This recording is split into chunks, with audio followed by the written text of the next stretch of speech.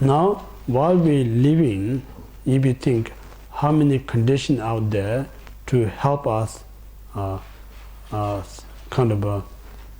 longevity, and how many causes and conditions out there to shorten our life. If you really think there's more conditions shorten our life rather than longevity, like many of you think food is give us a longevity, drink is give us a longevity, house that we live is longevity, so many things.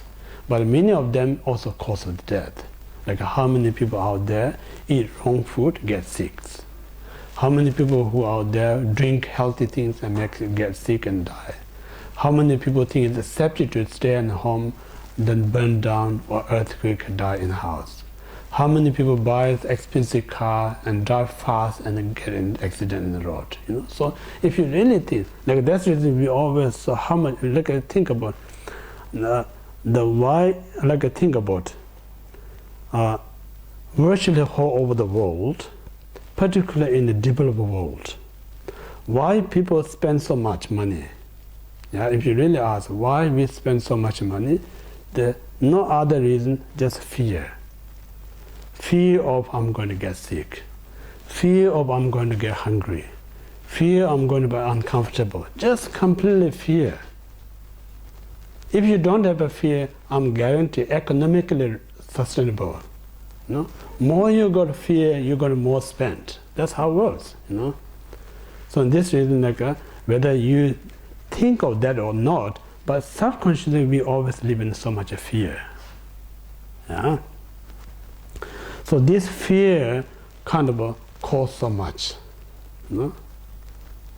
Like for instance, like almost the weather get hot, you just rush into shop and buy air conditions, fans, you know, all these things. And almost started cooling, you go out and rush to buy heaters, collect the wood. You don't need to be there in the cold, right? Just a tiny kind of, immediately we just have a fear of these things, you know. So in this way, like we think like there's more. We think this is going to help us, but the reality or natural fact, it may sometimes more harmful than benefit. So this way, there's more condition to make us harm than helpful. That's the reality.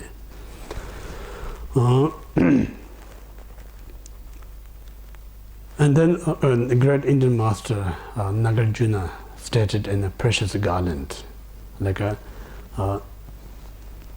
there's so many conditions that lead us to death, but there's few conditions that keep us alive. So therefore, if you think how much we have hope to live and how much chance to death, death is more than survive. So before it's stuck on us, one must practice. Yeah? We Tibetans saying like we as human beings, we eat and drink. So result of that, we have to go toilet. Yeah, it's a common sense. But you never think about I have to go toilet. One day you're toilet ready, there's no toilet, then you're panicking. You know?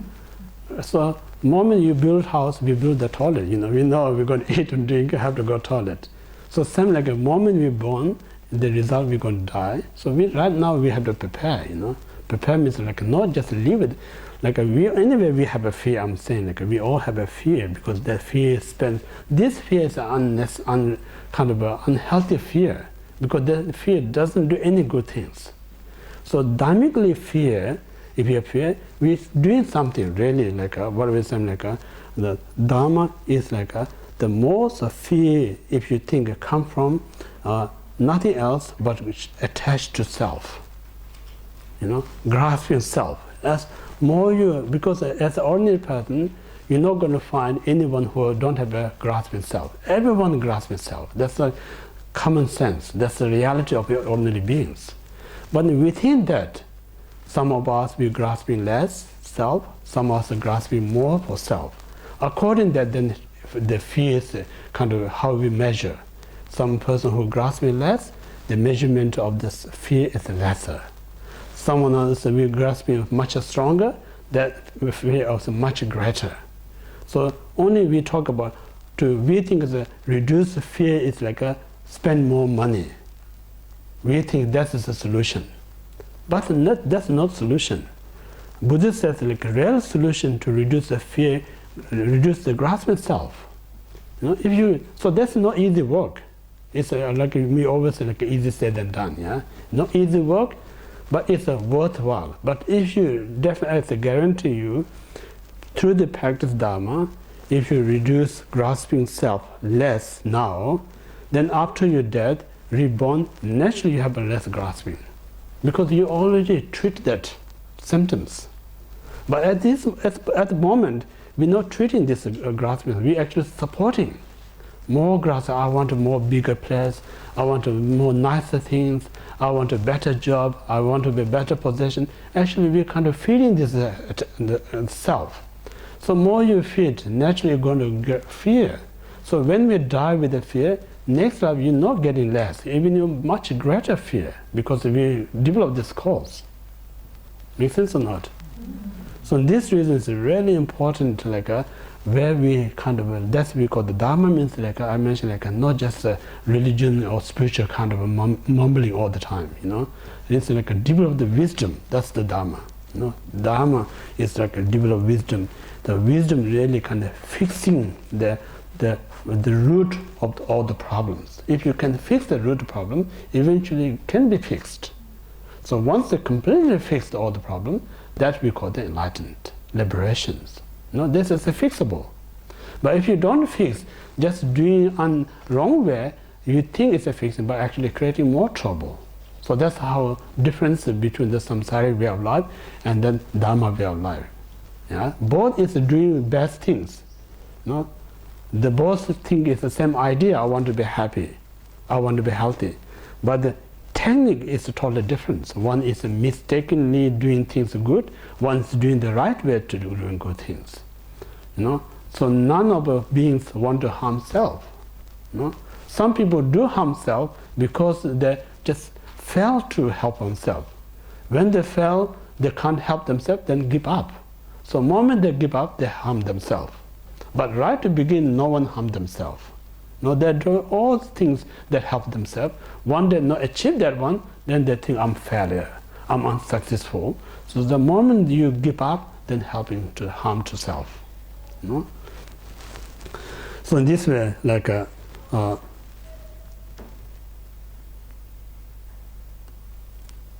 more kind of, I say, like kind of more like a condition to the death than survive. So in this reason, before it's stuck at the death, while we have a healthy mind, healthy body, it's a perfect opportunity to practice Dharma. Yeah. So this is the first step. You're hearing from me.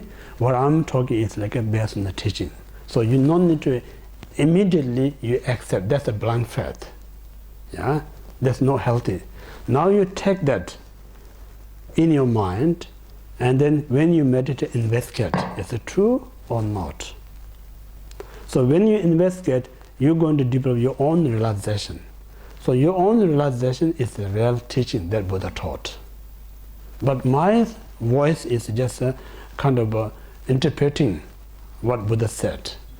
So it becomes like relevant or not, you need to develop your own wisdom. So that's the reason my talk not going to make you liberation. My wisdom not going to help you to be free from suffering. Only who can free you suffering is your wisdom. So your wisdom going to come when you put effort, analyzing, practicing, experimenting. Out of that, it will develop your wisdom. That wisdom is a liberator. That wisdom is a protector. This wisdom is the cause of the happiness. So for this reason, the main person who need to put effort is as yourself, as a practitioner.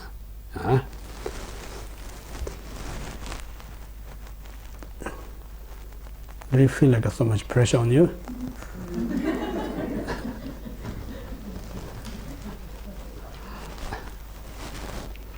I'm not talking to you, I'm talking to myself.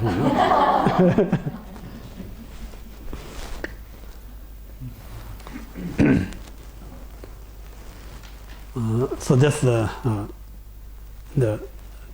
first topic, the death is imminent.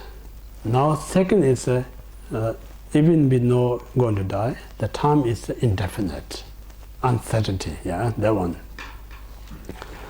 So, if you look at the human point of view, how many child die in the mother's womb before a few months or a few weeks later? Yeah? And then how many child die just soon after they take birth? Yeah? And then how many young people die when they're very young and healthy? So what Buddha is saying is like, we may think I'm healthy, I'm going to live a bit longer. But there's no guarantee many healthy people die before the sick people dies. You may have a lot of your own experience. I have a few, you know. Some people sick in hospital, others were healthy, they used to visit the sick person. Seems like logically or our way of thinking like this sick person going to die before this healthy, but actually this healthy who visit the sick people in the hospital, he or she died before the sick people dies. So they will never guarantee. That's the reality. And then many of us, we think I'm young, 20 years or 30 years or 50 years, I'm going to live much longer. This old guy going to die sooner. There's no guarantee. How many young people die before the old person still alive? The young people's gone. You know? And then many of us think like, oh, this poor person hasn't got any money to buy any medicine, live in the street, homeless. This is not going to last. But I'm so wealthy. If I get sick, I can go best hospital. I can see the best doctor. I can buy most expensive medicine. That who think that that person died before the homeless person died? You know, this is the reality. So it's really like our life is like I mentioned, like a candle in a windy place. You never know when this karmic wind going to come and blow you out. So why we think I'm going to live forever? This is no logical things. So sometimes we don't need to live with the fear, oh, I don't know when I'm going to die. Just living fear is not going to do any good things. Just simply aware uncertainty.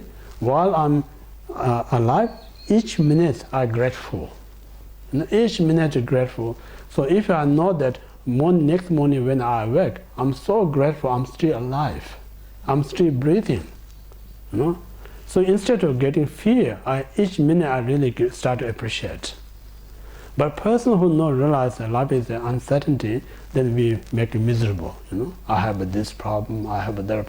Just whole life just live with the miserable, rather gratitude. You know, so if we not grateful in human life, how much we have a chance to be enjoy on some other life? If you really think. So this is a really chance to enjoy our life compared to many other life. I'm not discriminating, you know. So while we have this perfect life, perfect kind of opportunity, we should be grateful. We should be appreciate. So I mentioned like it's important to appreciate, to be grateful, but this appreciation is not just come without reasons. This appreciation not come without causes. It's caused in something we've done in other past life or beginning of this life. So if you really enjoy this moment of appreciation and grateful, we constantly create the cause, continuous lasting this pleasure. No? So that's the reason each and every minute itself is an opportunity to make yourself a better person. Yeah? So that means without training of the mind, it's very hard to keep up this positive mind. You know? The nature of our ordinary mind is very easy to fall into other negative or destructive. So whole purpose of meditation or training of the mind is kind of giving us opportunity, stronger person.